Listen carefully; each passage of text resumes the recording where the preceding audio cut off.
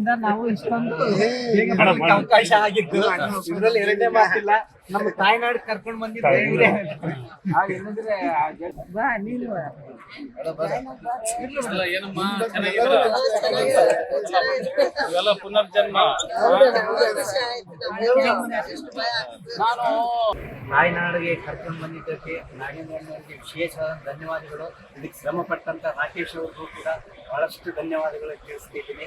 ಇದಕ್ಕೆ ಯಾರ್ಯಾರು ಸಹಾಯ ಮಾಡಿದಾರೋ, ಯಾರ್ಯಾರು ಪ್ರತ್ಯಕ್ಷ ಪರೋಕ್ಷವಾಗಿ ನಮಗೆ ಅನುಕೂಲ ಮಾಡಿಕೊಟ್ಟಿದ್ದಾರೆ, ಕರ್ನಾಟಕ ಸರ್ಕಾರದ ಪರವಾಗಿ ಕರ್ನಾಟಕ ಸರ್ಕಾರದ ಮುಖ್ಯಮಂತ್ರಿಗಳು ಕೂಡ ನಮಗೆ ಬಹಳಷ್ಟು ಸ್ಪಂದನೆ ಕೊಟ್ಟಿದ್ದಾರೆ.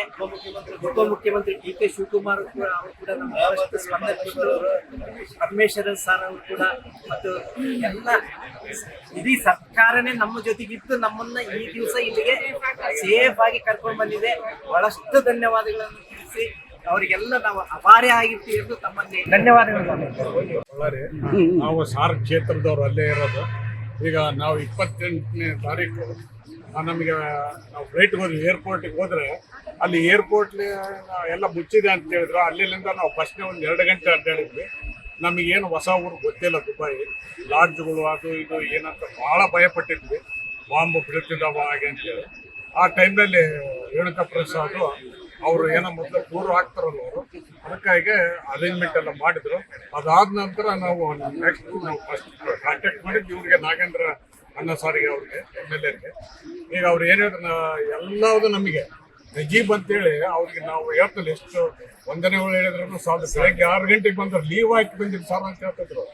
ಲೀವ್ ಹಾಕಿ ಬಂದು ಸಾಯಂಕಾಲ ತನ ಇರ್ತಿದ್ರು, ರೋಜಾ ಇರ್ತಿದ್ರು, ನಮ್ಮ ಹತ್ರನೇ ಇರ್ತಿದ್ರು, ನಮ್ಮ ಹತ್ರನೇ ಅಲ್ಲೇ ಇರ್ತಿದ್ರು. ನಾವೆಲ್ಲ ಹೊರಗೆ ಅಲ್ಲಿ ಅಡ್ಡಾಡ್ತಿದ್ವು, ಅಲ್ಲೇ ಕೂಡ್ತಿದ್ರು ಆ ಕಾರಣವಾಗಿ. ಆಮೇಲೆ ನಮಗೆಲ್ಲ ಊಟದ ಅರೇಂಜ್ಮೆಂಟ್ ಆಗಲಿ, ರೂಮಿಂಗ್ ಆಗಲಿ ಎಲ್ಲವುದು ನಮಗೆ ನಾಗೇಂದ್ರ ನಮ್ಮ MLA ಸಾಹೇಬರು ಇದೆಲ್ಲ ಅನುಕೂಲ ಮಾಡಿಕೊಟ್ಟಿದ್ದಾರೆ. ಈಗ ನಾವು ಈಗ ಕೊಚ್ಚಿನ್ಲಿಂದ ಬೆಂಗಳೂರಿಗೆ ಬರೋಕ್ಕೆ ಕೂಡ ಅವರೇ ಏರ್ ಫ್ಲೈಟ್ ಟಿಕೆಟ್ ತೆಗೆಸಿದ್ದಾರೆ. ಆ ಕಾರಣವಾಗಿ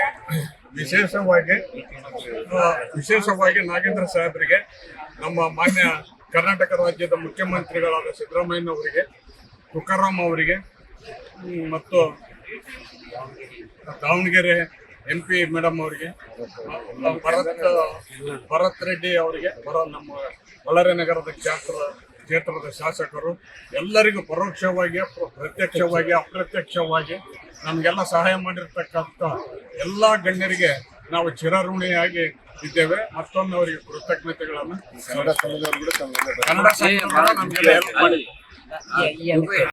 ನಮಸ್ಕಾರ ಸರ್. ಈಗ ನಾವೇನು ಅಲ್ಲಿ ಹೆಲ್ಡಪ್ ಆಗಿದ್ವಿ, 23ಕ್ಕೆ ಹೋಗಿ 28ಕ್ಕೆ ರಿಟರ್ನ್ ಟಿಕೆಟ್ ಇತ್ತು ನಮಗೆ.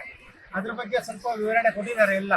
ಇವಾಗ ಅದರ ಪ್ರಕಾರ ನಾವೆಲ್ಲ ಅಲ್ಲಿ ಹೆಲ್ಡಪ್ ಆದಾಗ ಅದೇ ನಮಗೆ ಫುಲ್ಲು ಆತಂಕ ಆಗಿ, ದುಃಖ ಆಗಿ, ನಮಗೆಲ್ಲ ಆಡೋ ಟೈಮ್ನಲ್ಲಿ ಆಮೇಲೆ ಅಲ್ಲಿ ವಿಡಿಯೋ ತೆಗೆದು ಹಾಕಿದ ಮೇಲೆ ನಾಗೇಂದ್ರ ಸಾಹೇಬರು ನಮಗೆ ಇಮಿಡಿಯೇಟ್ ನಾಗೇಂದ್ರ ಸಾಹೇಬರು ಕಾಂಟ್ಯಾಕ್ಟ್ನಲ್ಲಿ ಇದ್ರು.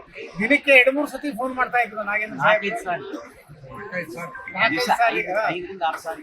ಫೋನ್ ಮಾಡ್ತಾ ಇದ್ರು, ನಮ್ಮ ವಿಚಾರ ತಿಳ್ಕೊಂತಾ ಇದ್ರು. ನೀವು ಗಾಬರಿ ಬಿಡಬೇಡಿ, ನಾನು ಇದ್ದೀನಿ, ನಮ್ಮ ಶಿಷ್ಯನ್ ಕಳಿಸ್ತೀನಿ ಅಂತ ಹೇಳ್ಬಿಟ್ಟು ನಮ್ಮ ಇವರು ಬ್ರದರ್ ನಜೀಬ್ ಅವರು ನಮ್ಮ ಜೊತೆಗೆ ಬಂದು ಅವ್ರಿಗೆ ವಿಶೇಷವಾಗಿ ನಾವು ಧನ್ಯವಾದಗಳನ್ನು ಅರ್ಪಿಸಬೇಕು. ಜೊತೆಗೆ ಸಾಹೇಬರು ಅವ್ರಿಗೆ ಏನ್ ಮಾಡಿದ್ದಾರೆ ಅಂತಂದ್ರೆ, ಅವ್ರಿಗೆ ನೀವು ಒಂದು ATM ಕಾರ್ಡೇ ಕೊಟ್ಬಿಡಿ, ಅವರು ಏನ್ ಬೇಕಾದ್ರೂ ಖರ್ಚು ಮಾಡ್ಕೊಳ್ಳಿ ಅನ್ನೋ ಒಂದು ಅಂತ ಧಾರಾಳ ಮನಸ್ಸು ಇರೋಂಥ ನಮ್ಮ ನಾಗೇಂದ್ರ ಸಾಹೇಬರು ನಾವು ನಮ್ಮ ಜನ್ಮದಲ್ಲಿ ಮರೆಯೋಕ್ಕಾಗೋದಿಲ್ಲ. ನಾವು ಅಂದ್ರೆ ಮುಂಚೆಯಿಂದನೂ ನಮಗೆ ಚೆನ್ನಾಗೇ ಎಲ್ಲ ಇತ್ತು. ನಾವು ಅವ್ರ ಹತ್ರ ಒಡನಾಟ ಚೆನ್ನಾಗಿದೆ ಮುಂಚೆಯಿಂದನೂ. ನಮ್ಮ ಯಾಳ್ಪಿ ಕಂಪನಿಗಳಂತನೂ ಜೊತೆಗೆ ಯಾವಾಗ ಹೋಗ್ತಿದ್ರು, ಅವ್ರ ಜೊತೆಗೆ ಎಲ್ಲ ಕೆಲಸಗಳು ಮಾಡ್ಕೊಡ್ತಿದ್ರು. ಬಟ್ ಭಾಳ ಜನ ರಾಜಕಾರಣಿಗಳು ಏನಂದ್ರೆ ಬಾಯಲ್ಲಿ ಹೇಳ್ತಾರೆ, ಕರ್ತವ್ಯಕ್ಕೆ ಬಂದಾಗ ಸ್ವಲ್ಪ ಕಮ್ಮಿ ಆಗ್ತದೆ. ಆಮೇಲೆ ನಾಗೇಂದ್ರ ಸಾಹೇಬರು ಇವರೆಲ್ಲರೂ ಹೇಳ್ದಂಗೆ ಮಾನ್ಯ ಮುಖ್ಯಮಂತ್ರಿಗಳ ಜೊತೆಗೆ ಮಾತಾಡೋ ಟೈಮ್ನಲ್ಲಿ ನಮಗೆ ಕಾನ್ಫರೆನ್ಸ್ ಅಲ್ಲಿ ಕಾಲ್ ಹಾಕ್ಬಿಟ್ಟು ಎಲ್ಲರಿಗೆ ಧೈರ್ಯ ತಿಳಿಸಿ ನಾನು CM ಜೊತೆಗೆ ಇದ್ದೀನಿ.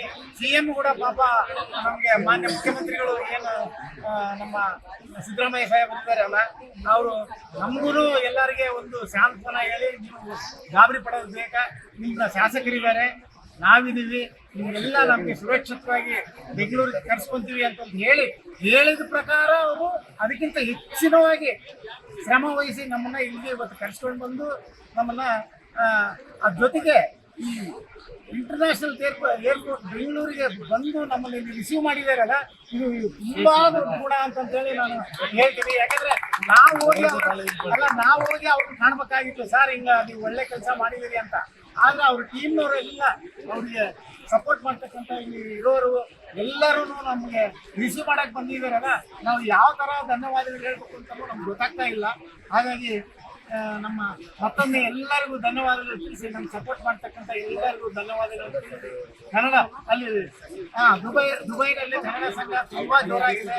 ಅವರೆಲ್ಲರೂ ನಮಗೆ ತುಂಬಾ ಸಪೋರ್ಟ್ ಮಾಡಿದ್ದಾರೆ. ಅವ್ರ ಜೊತೆಗೇನು ಇದ್ವಿ, ಅದ್ರ ಬಗ್ಗೆ ಈಗಾಗಲೇ ವಿವರಣೆ ಕೊಟ್ಟಿದ್ದಾರೆ, ಅದಕ್ಕೆ ಅದನ್ನ ನಾನು ಹೇಳಕ್ ಹೋಗ್ಲಿಲ್ಲ. ಆಮೇಲೆ ಇನ್ನೊಬ್ಬರು ಮಂಜುಳಾ ಅಂತೇಳಿ ಒಬ್ಬ ಟಿವಿ ನಿಂತಿರೋರು, ಅವರು ಒಂದ್ ದಿವಸದ್ದು ಬ್ರೇಕ್ಫಾಸ್ಟ್ ಅಮೌಂಟ್ ಎಲ್ಲ ಅವ್ರು ಪೇ ಮಾಡಿದ್ದಾರೆ. ಮತ್ತೆ ಇನ್ನೊಂದ್ ದಿವಸ ನಮ್ಮ ಕೋಟ್ರೇಟಿ ಮಾಡಿದ್ದಾರೆ. ಯಾಕಂದ್ರೆ ಒಬ್ಬರಿಗೆ ಬರ್ಡನ್ ಆಗಬಾರ್ದು ಈ ತರ ಎಲ್ಲ ಇರೋದ್ರಿಂದ, ಎಸ್ ಸರ್, ಈ ತರ ಆಗಿರೋದ್ರಿಂದ ನಾವು ನಮ್ಗೆ ಮಾತಾಡಕ್ಕೆ ಮಾತುಗಳೇ ಬರ್ತಾ ಇಲ್ಲ. ಯಾಕಂದ್ರೆ ಈ ಸಂತೋಷದಲ್ಲಿ ನಮ್ಗೆ ಏನ್ ಹೇಳ್ಬೇಕಂತ ಗೊತ್ತಾಗ್ತಾ ಇಲ್ಲ. ಆದ್ರೂ ಮತ್ತೊಮ್ಮೆ ಎಲ್ಲರಿಗೂ ಧನ್ಯವಾದಗಳನ್ನು ತಿಳಿಸಿ ನಾನು ಎರಡು ಮಾತನ್ನು ಮುಗಿಸ್ತೀನಿ. ಬಂಧುಗಳು, ಬಹುಶಃ ನನ್ನ ನಾಗೇಂದ್ರ ಹಾರ್ಟ್ಲಿ ಫ್ರೆಂಡ್, ನಮ್ಮ ಮಂತ್ರಿಗಳಾದಂಥ ಶಾಸಕರಾಗಿರುವಂತಹ ನಾಗೇಂದ್ರ ಅವರ ಒಂದು ಬಹಳ ಸಾರ್ಥಕ ಫಲ ಫಲ ಕೊಟ್ಟಿದೆ. ಅವ್ರು ಬಹಳ ಡೇ ಒನ್ ಅಲ್ಲಿ ನನ್ನ ಮಗನಿಗೆ ಕಾಲ್ ಮಾಡಿ, ದುಡ್ಡು ಎಷ್ಟು ಬೇಕಾದ್ರೆ ಖರ್ಚಾಗ್ಲಿ, I want my people as to be discuss ಅಂತ ಹೇಳುವಂತಹ ಸಂದರ್ಭದಲ್ಲಿ ನಾನು ಅಲ್ಲಿ ನನ್ನ ಕೆಲವು ವಿಧಾಯತಿ ತಂಡದವರಿಂದ ಇವರನ್ನು ಮೀಟ್ ಮಾಡ್ಲಿಕ್ಕೆ ಹೇಳಿದೆ. ಮತ್ತೆ ಇವರಿಗೂ ಆ ಭಾಗದವರನ್ನು ಹೆಲ್ಪ್ ಮಾಡಿದ್ದಾರೆ. ಬಹುಶಃ ಇಂತಹ ಸಂದರ್ಭದಲ್ಲಿ ಈ ಸೇವೆಯನ್ನು ಮಾಡಿದಂತಹ ನಾಗೇಂದ್ರ ಅವರು ಆದಷ್ಟು ಬೇಗ ಮಂತ್ರಿಯಾಗಿ ಬರಬೇಕು. ಅದೇ ತರ ಅದೇ ಆಗ್ಲೇಬೇಕು.